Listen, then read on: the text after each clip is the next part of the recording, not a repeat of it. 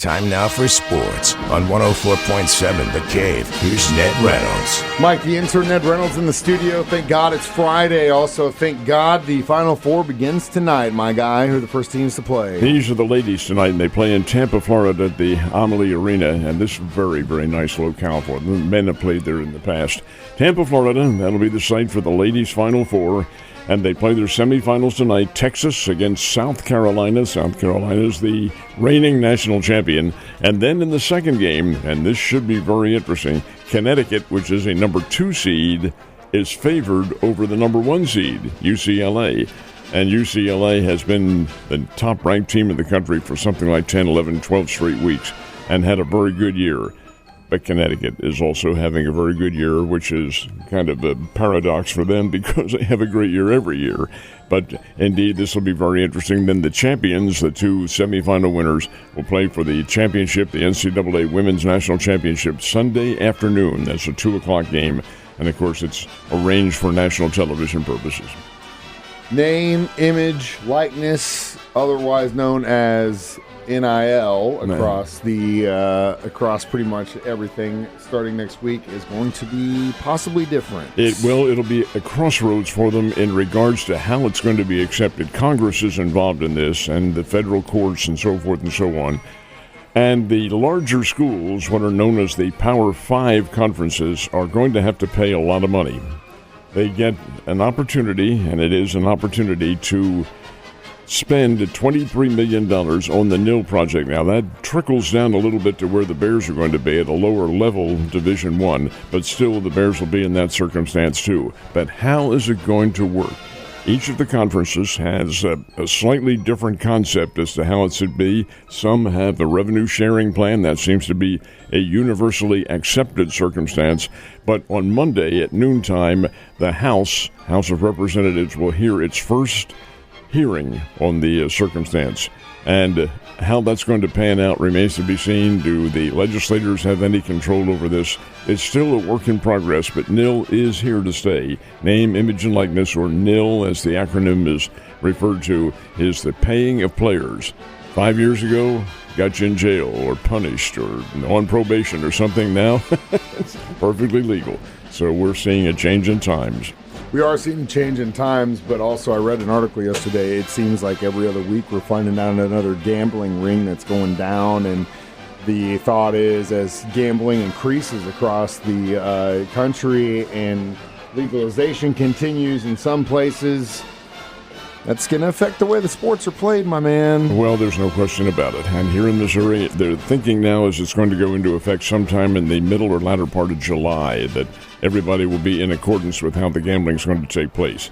It does present a certain circumstance. You have to think, you just want to think that every player, every official is honest, and they are not, folks. And that doesn't work that way. And yeah, we've had other situations in which point shaving, and that's how it's done. You shave points, you get with a player.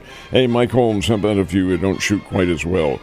You have, and if nothing else, the credibility of the sports gets a little damaged. It's going to have to require a lot of governance on the part of the legalities, the U.S. government, and college officials to keep this thing honest and to keep that credibility in front of the public. Unfortunately, I mean, you would sit there and say, I want to see an example made, obviously, but there have been many players recently that have been made example of when they get involved in gambling in that sport and getting banned forever, and it doesn't matter to some people because the money is what it is. One of the Porter brothers, and I've forgotten his first name, playing for the Toronto Raptors of the NBA, ain't playing for him anymore, ain't playing in the NBA anymore, and never will be for the rest of his life. Banned because he was convicted of, and in fact even admitted to it, that he had shaved points for the gamblers. So long, buddy. You can play in Europe. No problem there, and make pretty good money, but you ain't playing in the NBA at all. And it's really sad when you hear from just regular people who, in regards to like college football, for example, that used to say this is probably one of the most untouched sports there is left, and that is no more, my man. I'm sure you could speak on that for a long time, but Let's move on to the close of spring football drills at Missouri State. How'd that go down? This will be the final appearance for the public for the Bears before they take the field at the Coliseum in Los Angeles next August to play Southern Cal. Think about that. Missouri State playing Southern Cal in one of the world's most famous arenas, the Coliseum in Los Angeles. No, come on, that's not going to happen. Oh, yes, it is, folks. Going to happen the end of August. Anyway, the Bears' final spring scrimmage will be tomorrow morning. They're having it at 10 a.m., rain or shine, and it looks like it may be rain, over at the Plaster Sports Complex. It is also the final workout ever on the turf because it gets ripped up right after that game is over, and it'd take probably several weeks, maybe a month, to put the new one, the new Conference USA turf down, but it's very, very nice. I've seen the artist's rendering of it. It's cool. Anyway, the fact of the matter remains the team goes through a scrimmage. Tomorrow morning at 10, it's a controlled scrimmage, and probably lasts about an hour and a half or 2 hours, somewhere around there. Public is invited free. Come on down, watch some football. Always a blast, and especially at a time of the year where it feels like this outside, it feels more like fall than it does spring, so might as well get some football in while we're there. Ned, baseball is gaining much of the attention this weekend. Obviously, we're about a weekend, but we've got some pretty good matchups going on. The Cardinals and Royals had the day off yesterday, but they do not have the weekend off. They'll both be playing. The Cardinals are headed to Boston, and as a matter of fact, they will play this afternoon. That's the Red Sox home opener.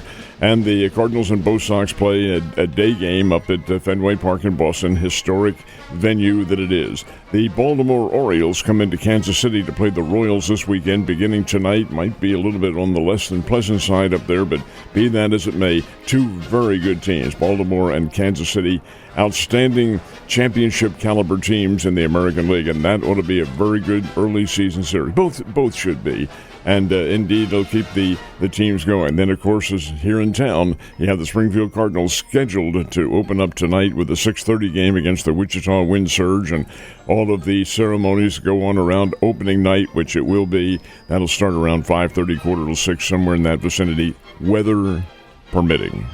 And we'll see what happens. Just stay tuned. Stay tuned, and if you are going out, make sure and bundle up, my friend. It ain't going to be warm. Not that many big game golfers are going to be competing this weekend in Texas, are there? They are. It's the Valerio Texas Open, and this is the prelude to the Masters. The Masters is next week. So, indeed, the field of championship caliber golfers is greatly reduced. This is a bunch of... it's unfair to say, because it isn't just no names. Some of these guys, the pros who are hopeful to play well in the Masters, are getting their game honed down, while others are practicing diligently at getting that. Anyway, the big-name golfers, while they're preparing for the Masters next week, the leader at the Valerio Texas Open in San Antonio is Sam Ryder. He had a 9-under par and has a one-stroke lead over Keith Mitchell. I don't know, I'm not familiar with the guys at all. The purse is $9,500. That is minuscule compared to the $20 million that they play for at the big-name tournaments like the Masters. But the fact of the matter remains, they are playing golf, and after Sunday, they all head to Augusta for the Masters. And that's probably one of my favorite weekends to nap, unfortunately. I'm going to be putting in a fence in that weekend, so I guess we're going to have to listen to it. What's the race this weekend? Race this weekend is in South Carolina at the Darlington Motor Speedway. That's one of the historic venues in NASCAR. They have the Goodyear 400 there at Darlington Motor Speedway. Always a renowned event anytime you're in the South, because after all, that's where NASCAR really got its roots, and Darlington was one of those tracks that it was built back in the old days when NASCAR, and still is for that matter, such a big deal. Anyway, that's where they are, Darlington, South Carolina, for the Goodyear 400. Ned, don't be doing any racing on your own this weekend. Hopefully you get to watch some baseball tonight. I'll see you tomorrow.